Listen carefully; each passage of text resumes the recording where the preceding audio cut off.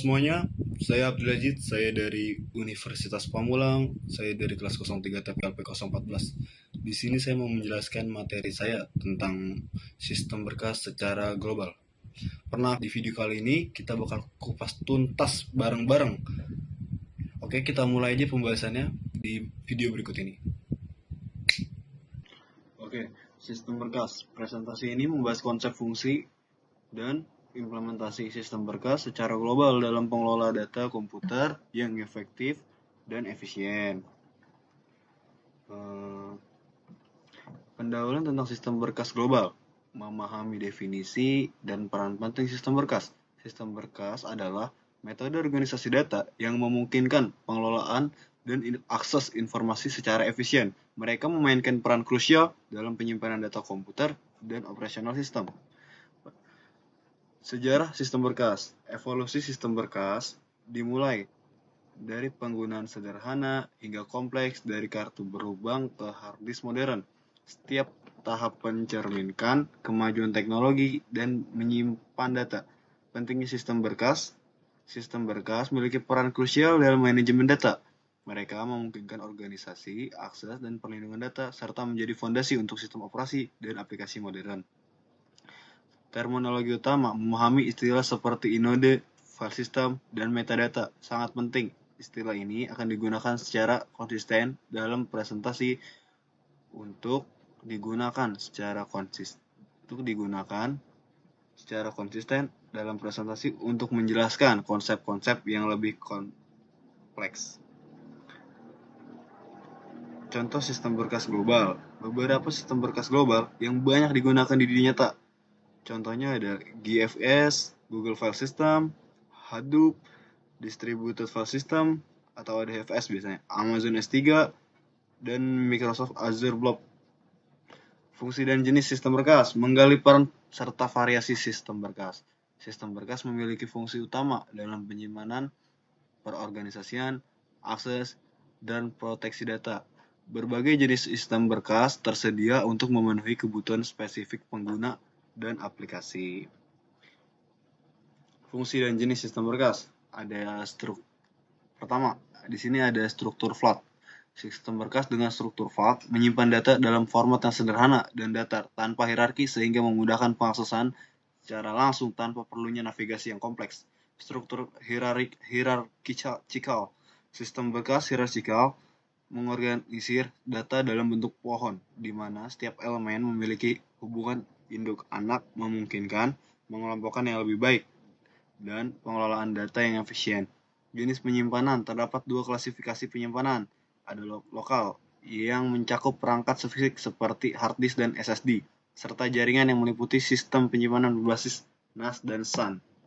Jenis sistem berkas. Sistem berkas dibedakan menjadi beberapa tipe seperti FAT, NTFS, dan X. Masing-masing tipe memiliki karakteristik, kelebihan, dan kekurangan yang mempengaruhi penggunaan performanya. Contoh sistem berkas di berbagai platform. Sistem berkas Windows. Windows menggunakan sistem berkas seperti FAT32 dan exFAT yang terkenal karena kompatibilitasnya. FAT32 meskipun lebih tua masih digunakan pada perangkat penyimpanan eksternal. exFAT dirancang untuk menyimpan file berukuran besar, membuatnya ideal untuk media modern. Sistem berkas Linux. Linux menggunakan sistem berkas seperti ext3 dan ext4, terkenal dengan stabilitas dan keandalan. ext4 menawarkan kinerja yang lebih baik dan fitur modern, termasuk journaling yang membantu dalam pemulihan data saat terjadi kegagalan. Sistem berkas MacOS menggunakan sistem berkas HFS Plus dan APFS yang dirancang untuk menyediakan performa optimal. HFS Plus menawarkan fleksibilitas dalam kompatibilitas, sementara APFS meningkatkan kecepatan dan efisiensi dengan fitur modern seperti snapshot dan enkripsi natively. Sistem berkas mobile. Nah, untuk perangkat mobile, YAFFS dan F2FS adalah pilihan utama.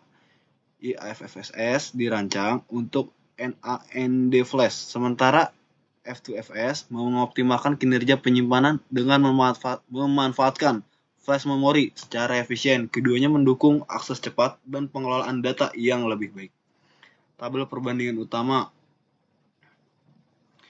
Nah, di sini kita ada arsitektur dan mekanisme penyimpanan sistem berkas. Komponen arsitektur.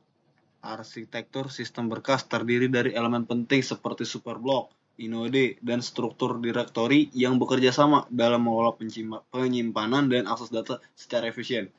Mekanisme alokasi. Mekanisme alokasi ruang mempengaruhi cara data disimpan, termasuk alokasi kontigu, terhubung, dan terindeks, yang menentukan efisiensi penyimpanan serta kecepatan akses data. Journaling. Journaling adalah teknik yang meningkatkan integritas data dengan mencatat perubahan sebelum diterapkan, memungkinkan pemulihan data yang lebih cepat setelah kerusakan atau kegagalan sistem. Arsitektur sistem berkas. Memahami mekanisme caching dan buffering untuk performa data. Caching dan buffering adalah teknik penting yang meningkatkan akses data, memungkinkan sistem berkas beroperasi lebih efisien dengan mengurangi latensi dan meningkatkan throughput selama transaksi data. Keamanan dan manajemen metadata sistem berkas. Konsep metadata adalah data yang memberikan informasi tentang data lain seperti izin akses, waktu pembuatan, dan kepemilikan berkas. Memahami metadata sangat penting untuk melindungi data dengan efektif. Kontrol akses. Mekanisme kontrol akses seperti ACL dan permission bits memungkinkan pengelolaan hak akses penggunaan terhadap berkas. Dengan pengaturan ini, integritas dan keamanan data dapat terjaga dari akses yang tidak sah. Keamanan metadata sistem berkas. Mengelola dan melindungi data dengan mekanisme yang tepat.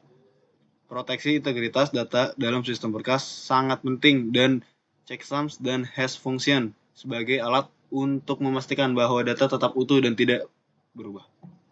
Performa dan tantangan sistem berkas. Faktor performa, latensi, throughput, dan konkurensi adalah faktor utama yang mempengaruhi performa sistem berkas. Semakin rendah latensi, semakin cepat akses data. Sementara throughput tinggi memastikan transfer data efisien. Konkurensi memungkinkan banyak pengguna mengakses file secara bersamaan tanpa memperlambat kinerja sistem.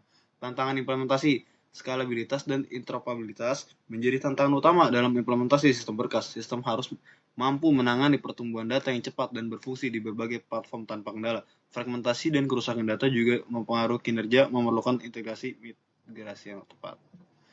Performa dan performa sistem berkas dapat dipengaruhi teknologi terkini seperti SSD dan NVMe, serta sistem berkas terdistribusi yang meningkatkan efisiensi penyimpanan dan akses data di pusat data modern. Oke, segitu dulu video bahasan kita tentang sistem berkas secara di level global. Kalau ada yang ingin ditanyakan bisa langsung ditulis di kolom komentar. Sekian dari saya. Kalau ada kurang lebihnya mohon maaf. Wassalamualaikum warahmatullahi wabarakatuh.